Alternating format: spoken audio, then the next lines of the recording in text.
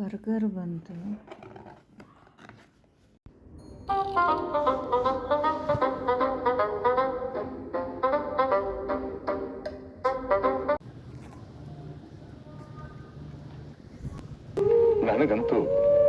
ನನಗಂತೂ ಈ ಜೀವನವೇ ಬೇಸರವಾಗಿ ಹೋಗ್ಬಿಟ್ಟಿದೆ. ನಾನೇನ್ ಮಾಡಲ್ಲ, ಹೋಗು. ನಿನ್ನ ಬಸ್ ಸ್ಟಾಪ್ ವರ್ಗೂ ಡ್ರಾಪ್ ಮಾಡಿಬಿಟ್ಟು ಬರ್ತೀನಿ. ಒಂದು ಬಿಸ್ಕೆಟ್ ಇದ್ರೆ ಹಾಕ್ಬಿಡು. ತರಕಾರಿ ತರಬೇಕು, ಮಾರ್ಕೆಟ್ ಕಡೆ ಹೋಗ್ತಾ ಇದೆ. ನಾಯಿಗಳಿಗೆಲ್ಲ ಆಪ್ರೇಷನ್ ಮಾಡಿಬಿಟ್ಟು ತಂದುಬಿಟ್ಟು ಇಲ್ಲಿ ಬಿಟ್ಬಿಟ್ಟು ಹೋಗ್ಬಿಡ್ತಾರೆ. ಯಾಕೆ ನಮ್ಮನ್ನ ಆಪರೇಷನ್ ಮಾಡಿಬಿಟ್ಟು ತಂದುಬಿಟ್ಟು ಬಿಡಬಾರ್ದಾ? ಇದು ಮೇನ್ ಕಾಂಗ್ರೆಸ್ ಪಾರ್ಟಿ ಬೆಂಗಳೂರಲ್ಲಿರೋದು. ಇಲ್ಲಿ ಇಳ್ಕೊಂಡು ಮತ್ತೆ ಮಾರ್ಕೆಟ್ ಬಸ್ ಕ್ಯಾಚ್ ಮಾಡಿದೆ.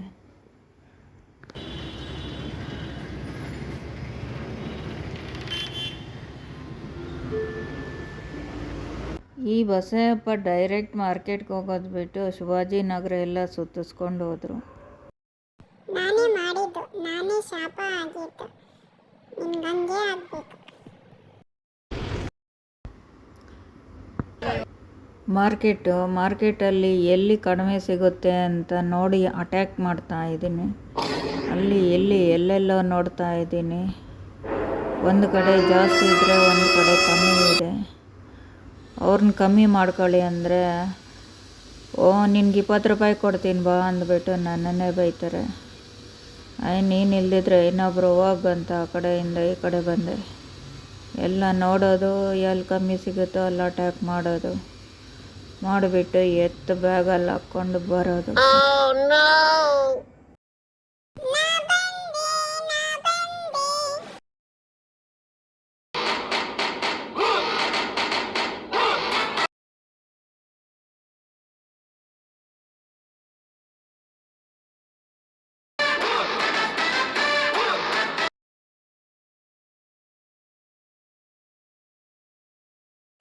ಸುಮ್ಮನೆ ಕೂತಿರಲ್ಲ.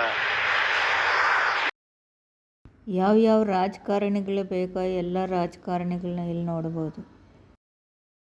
ಕಂಗ್ರ್ಯಾಚುಲೇಷನ್ ಬ್ರದರ್ ಅಂತಾರೆ ನೋಡಿ. ಅವ್ರ ಮನೇನೂ ಇಲ್ಲೇ ಬರೋದು. ಇನ್ನೊಂದು ಸ್ವಲ್ಪ ಮುಂದೆ ಹೋಗ್ಬೇಕು. ನಾವು ಹೋಗೋ ದಾರಿಯಲ್ಲೇ ಕಾಣಿಸುತ್ತೆ. Congratulation brother.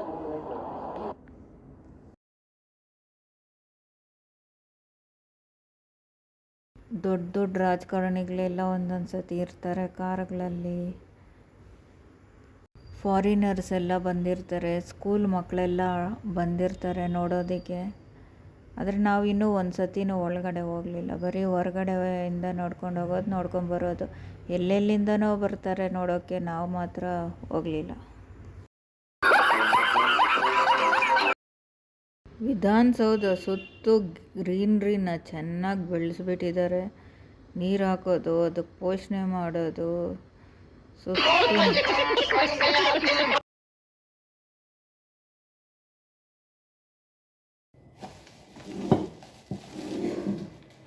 ಸಾಂಬ್ರಾಣಿ ಹಾಕೋಣ ಅಂದ್ಬಿಟ್ಟು ಫಸ್ಟ್ ಟೈಮ್ ನಾನು ಹಾಕ್ತಾ ಇರೋದು. ನನಗೆ ಗೊತ್ತಿಲ್ಲ ಯಾವ ಥರ ಹಾಕ್ತಾರೆ ಅಂದ್ಬಿಟ್ಟು. ಅದಕ್ಕೊಂದು ಬಟ್ಲು ತಂದೆ.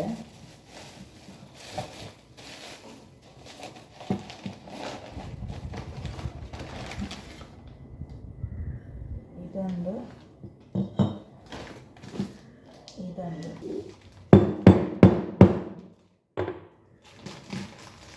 ಅದು ಹಂಗೆ ಬೆಂಕಿ ಇಕ್ತಾರ.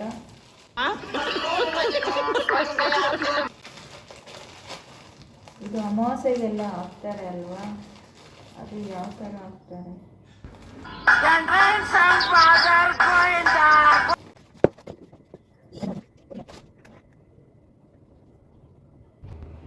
ಇವರ ಮುಖದಲ್ಲಿ ಒಂದು ತೇಜಸ್ಸನ್ನು ನೋಡಿದೆ. ಏನನ್ನು ಸಾಧಿಸಿರೋ ಸಂತೋಷ.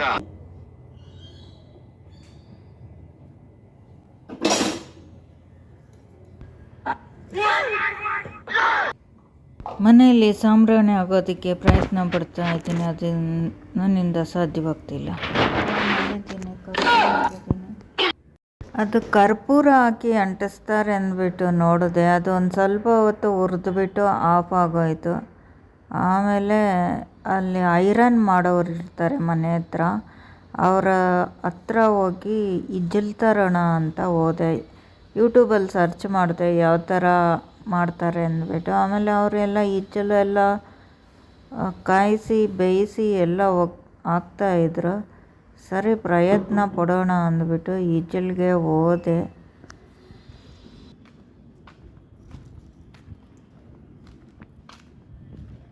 ಈಚಲ್ಗೆ ಬಂದು ನೋಡಿದ್ರ ಏನು ಅಂತ ಇದು ಗೊತ್ತಾ? ಅಮೃತ ಬಳ್ಳಿ. ಇದೇ ಅಮೃತ ಬಳ್ಳಿ ಅಂತ. ಮೊದಲು ಸಾಂಬ್ರಾಣಿ ಹಾಕೋದು ಹೇಗೆ ಅಂತ ಕಲಿ ಹೋಗು. ಹಾಗೆ ಹೀಗೆ ಪ್ರಯತ್ನ ಪಟ್ಟು ಸ್ವಲ್ಪ ಕಲ್ತ್ಬಿಟ್ಟೆ. ನೆಕ್ಸ್ಟ್ ಟೈಮ್ ಹಾಕಿದ್ರೆ ಚೆನ್ನಾಗಿ ಹಾಕಬಲ್ಲೆ ಅನ್ನೋ ಕಾನ್ಫಿಡೆನ್ಸ್ ಬೆಳೆದು ಬಿಡ್ತು. ಇಷ್ಟು ಕಷ್ಟಪಡೋ ಬದಲು ಅದೇನೋ ಒಂದು ಸ್ವಲ್ಪ ಊದುಬತ್ತಿ ಥರ ಎಲ್ಲ ಯೂಟ್ಯೂಬಲ್ಲಿ ತೋರಿಸ್ತಾ ಇದ್ದು, ಅದನ್ನು ತಂದಿದ್ರೆ ಆಗೋಗ್ತಾಯಿತ್ತು. ಆದರೆ ನನಗದು ಗೊತ್ತಿಲ್ವಲ್ಲ.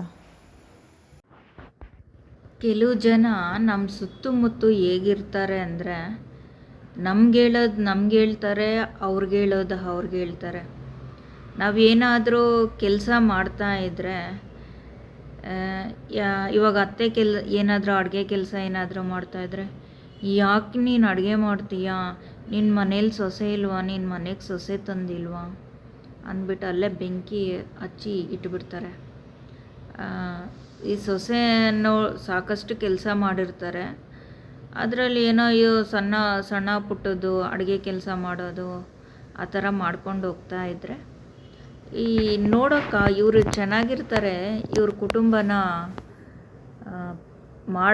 ಪೀಸ್ ಮಾಡಬೇಕು ಅಂದ್ಬಿಟ್ಟು ಈ ರಿಲೇಟಿವ್ಸಲ್ಲೇ ಇರ್ತಾರೆ, ಜೊತೆಗೆ ಹುಟ್ಟಿರೋರು ಇರ್ತಾರೆ, ಅಕ್ಕಪಕ್ಕದ ಮನೆಯವರು ಇರ್ತಾರೆ. ಇಂಥವ್ರನ್ನ ತುಂಬ ಉಗಿದು ದೂರ ಇಡಬೇಕು. ಅವರು ಬೇಳೆಕಾಳು ಬೇಯಿಸ್ಕೊಳ್ಳೋದಕ್ಕೆ ಬಂದಿರ್ತಾರೆ. ಅವ್ರು ಬೇಳೆಕಾಳು ಬೇಯಿಸ್ಕೊಂಡು ಅವ್ರು ಚೆನ್ನಾಗಿರ್ತಾರೆ. ಇವ್ರ ಮನೆಯಲ್ಲಿ ಬೆಂಕಿ ಗೀಚಿ ಇಟ್ಬಿಟ್ಟು ಗಲಾಟೆಗಳು ಅವ್ರ ತಮಾಷೆ ನೋಡ್ತಾ ಇರ್ತಾರೆ. ಅಲ್ಲಿ ಅವ್ರಿಗೆ ಅದೊಂದು ಹವ್ಯಾಸ ಆಗಿಬಿಟ್ಟಿರುತ್ತೆ. ಸೈಕೋಗಳು ಅಂತಾರೆ ನೋಡಿ, ಆ ಥರ. ಆದರೆ ಇಲ್ಲಿರೋ ಕೆಲವು ಜನಕ್ಕೆ ಅರ್ಥ ಆಗಲ್ಲ. ಕೆಲವು ಜನ ಅಂತೂ ಅಂಥವ್ರನ್ನ ಸೇರಿಸೋದೇ ಇಲ್ಲ. ಎಲ್ಲಿರಬೇಕೋ ಕೆಲವು ಜನಕ್ಕೆ ಅರ್ಥ ಆಗಿಬಿಡುತ್ತೆ ಇವರು ಎಂಥ ಬಿಹೇವಿಯರು, ಎಂಥ ಕ್ಯಾರೆಕ್ಟ್ರು ಅಂತ.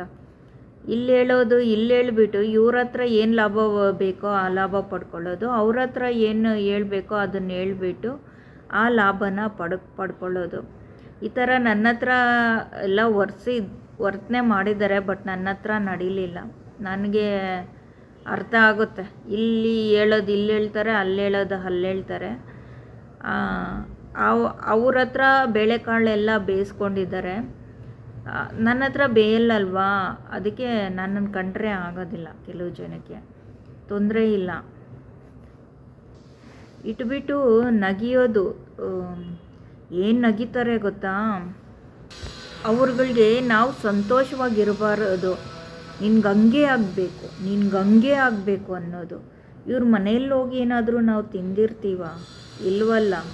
ಇವ್ರ ಸಂಸಾರಗಳು ಹೆಂಗೋ ಹಾಳು ಮಾಡ್ಕೊಂಡು ಬಿಟ್ಟಿರ್ತಾರೆ. ಇವ್ರು ಚೆನ್ನಾಗಿ ಹೋಗ್ತಾ ಇರ್ತಾರೆ. ಇವ್ರನ್ನ ಕಂಡ್ರೆ ಅವ್ರಿಗೆ ಆಗೋದಿಲ್ಲ. ಅವ್ರ ಸಂಸಾರಗಳನ್ನ ತಿದ್ಕೊಳ್ಳೋದಕ್ಕೆ ಪ್ರಯತ್ನ ಪಡೋದಿಲ್ಲ. ಅವರು ಬೆಂಕಿ ಗೀಚಿ ಇಕ್ಕದಾಗ ನಮಗೆ ತಿಳುವಳಿಕೆ ಇರೋದಿಲ್ವಾ? ಈ ಅತ್ತೆ ಕ್ಯಾರೆಕ್ಟರ್ಗೆ ಆಗಲಿ, ಸೊಸೆ ಕ್ಯಾರೆಕ್ಟರ್ಗೆ ಆಗಲಿ, ನನ್ನ ಅತ್ತೆ ಏನು ಅನ್ನೋದು ನನಗೆ ಗೊತ್ತಿಲ್ವಾ ಅಂದರೆ ಆಯಿತು, ನನ್ನ ಸೊಸೆ ಏನು ಅನ್ನೋದು ನನಗೆ ಗೊತ್ತಿಲ್ವಾ ಹೋಗಿ ಅಂದರೆ ಇನ್ನೊಂದು ಸತಿ ಈ ಕಡೆ ಬರೋದಿಲ್ಲ.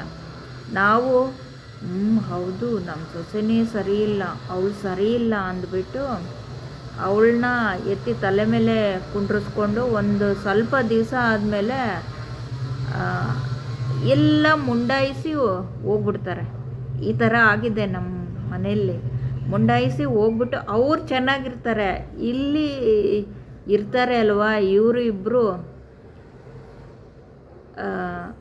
ನಾವು ಕಿವಿಗೆ ಹಾಕ್ಕೊಂಡಿರ ಮುಂದಕ್ಕೆ ಹೋಗ್ತಾ ಇರ್ತೀವಿ ಅಂದ್ಕೊಳ್ಳಿ, ಅವರು ಇನ್ನೊಂದು ಪಾರ್ಟಿ ಇರುತ್ತೆ ಅಲ್ವಾ, ಅದು ಚುಚ್ಚಿ ಮಾತಾಡೋದು. ಅದಕ್ಕೂ ಒಂಥರ ವಿಷದಾವ್ ಥರ, ಆ ಥರ ಮಾತಾಡಿ ಸಂತೋಷ ಪಡೋದು. ಅಂಥ ಜನರ ಹತ್ರ ತುಂಬ ಹುಷಾರಾಗಿರಬೇಕು. ತುಂಬ ತಲೆನೋವು. ನೀವು ಏನಾದರೂ ಮಾಡಿರಿ, ಹೆಂಗಾದರೂ ಇರ್ರಿ, ಏನಾದರೂ ಒಂದು ತರ್ತಾರೆ ಕೇಸು. ಏನಾದರೂ ಒಂದು ತಂದು ಗೀಚಿ, ನಾವು ಕೇಳ್ತೀವಲ್ವ, ಗೀಚಿ ಇಕ್ಬಿಟ್ಟು ಇಲ್ಲಿ ಇರೋ ನೆಮ್ಮದಿನ ಶಾಂತಿನ ಹಾಳು ಮಾಡಿಬಿಟ್ಟು ಹೋಗ್ಬಿಡ್ತಾರೆ. ತುಂಬ ಜನಕ್ಕೆ ಅರ್ಥ ಆಗುತ್ತೆ, ಕೆಲವೊಂದು ಜನಕ್ಕೆ ಅರ್ಥ ಆಗೋದಿಲ್ಲ. ಅರ್ಥ ಆದರೂ ಅರ್ಥ ಆಗದಿರೋಂಗೆ ನಡೆಸೋ ಜನನೂ ಇದ್ದಾರೆ. ಇವರಿಂದ ಆದಷ್ಟು ದೂರ ಇದ್ರೇ ಒಳ್ಳೆಯದು. ತುಂಬ ಕಿಲಾಡಿಗಳು, ಛತ್ರಿಗಳು ಅಂತಾರೆ ನೋಡಿ, ಆ ಥರ ಕಂಡವ್ರ ಮನೆ ಹಾಳು ಮಾಡೋದ್ರಲ್ಲಿ ಎತ್ತಿದ ಕೈ. ಇವ್ರ ಮನೆಗಳಲ್ಲಿ ಎಷ್ಟಿದೆ ತೂತುಗಳು ಅಂತ ನೋಡ್ಕೊಳ್ಳೋದಿಲ್ಲ. ಇವ್ರ ಮನೆಗಳಿಗೆ ಬಂದುಬಿಡ್ತಾರೆ. ಬಂದುಬಿಟ್ಟು ಇಲ್ಲಿ ಕೇಳೋರ್ಗೆ ಬುದ್ಧಿ ಇರಬೇಕು. ಅವ್ರ ಮನೆಯಲ್ಲಿರೋ ತೂತುಗಳನ್ನ ಇವರು ನೋಡಿ ತಿಳುವಳಿಕೆ ಇರಬೇಕು, ತಿಳ್ಕೊಂಡಿರಬೇಕು. ಆ ವ್ಯಕ್ತಿಗೆ ಆ ಯೋಗ್ಯತೆ ಇದೆಯಾ ಮಾತಾಡೋದಕ್ಕೆ ಅಂತ. ಆಮೇಲೆ ಅದಕ್ಕೆ ಏನು ಮಾಡಬೇಕೋ ಅದು ಮಾಡಬೇಕು. ಸುಮ್ಮನೆ ಮನೆಗಳಲ್ಲಿ ರೇಗೋದು, ಜಗಳಗಳು ಮಾಡೋದು, ಗಲಾಟೆಗಳು ಮಾಡೋದು ಅಲ್ಲ. ಇರೋ ಸಂಸಾರನೂ ಹಾಳಾಗ್ಬಿಡುತ್ತೆ, ಹಾಳು ಮಾಡಿಬಿಡ್ತಾರೆ. ನಾವು 90% ಒಳ್ಳೇದು ಮಾಡಿದ್ರು ಆ 10% ಏನು ಕೆಟ್ಟದಿರುತ್ತೋ ಅದನ್ನೇ ಎತ್ತಿ ಚುಚ್ಚಿ ಮಾತಾಡೋದು. ಫಸ್ಟು ನೀವು ಮನೆಯಿಂದ ಹೋಗ್ಬಿಡ್ರಿ ಅನ್ನೋದು. ಮೂರನೇ ವ್ಯಕ್ತಿಗಳ ಮಾತನ್ನ ಕೇಳಿಕೊಂಡು ಇನ್ನು ಆ ಮೂರನೇ ವ್ಯಕ್ತಿಗಳು ಏನಾದರೂ ಬಂದು ಇವ್ರಿಗೇನಾದರೂ ಇಕ್ಕುತ್ತಾರೇನೋ ಗೊತ್ತಿಲ್ಲ.